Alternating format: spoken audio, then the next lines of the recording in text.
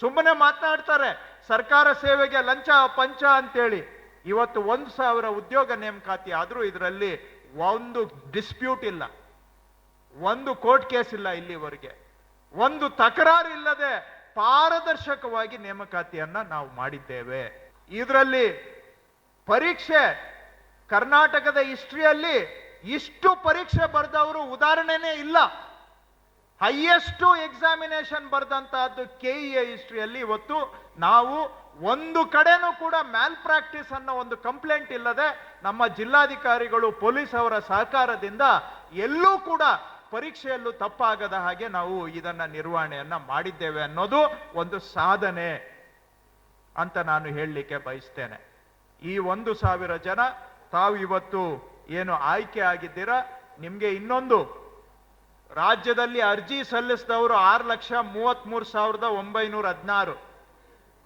ಈ ಪರೀಕ್ಷೆ ಬರೆದಂತವರು ಸ್ವಲ್ಪ ಕಡಿಮೆ, ಆದ್ರೆ ಪರೀಕ್ಷೆಯಲ್ಲಿ ನಾವು 35% ಮಾತ್ರ ಪಾಸಿಗೆ ಫಿಕ್ಸ್ ಮಾಡಿದ್ವಿ. 35% ಅಂಕ ತಗೋಬೇಕು ಅಂತ. ಇಷ್ಟು ಜನ ಅರ್ಜಿದಾರರ ಪೈಕಿ 35% ಮಾರ್ಕ್ಸ್ ತಗೊಂಡವರು ಬರೀ 46,000 ಜನ ಮಾತ್ರ.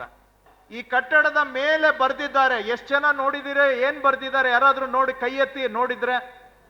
ಕೆಲವ್ರು ನೋಡಿದ್ದೀರಾ, ಕೆಲವ್ರು ನೋಡಿಲ್ಲ. ನಾನು ತಮ್ಗೆ ಮನವಿ ಮಾಡ್ತೇನೆ, ಹೋಗೋವಾಗ ಒಂದು ಬಾರಿ ತಲೆ ಎತ್ತಿ ಈ ಕಟ್ಟಡದ ಮೇಲೆ ಏನು ಬರ್ದಿದ್ದಾರೆ, ಅದರ ಕೆಳಗಡೆ ಯಾವ ದ್ವಾರದಲ್ಲಿ ನೀವು ಪ್ರವೇಶ ಮಾಡಿದ್ದೀರಾ ಅದನ್ನ ಒಂದು ಬಾರಿ ಕಣ್ಣಾಯಿಸಿ ನೋಡ್ಬೇಕು.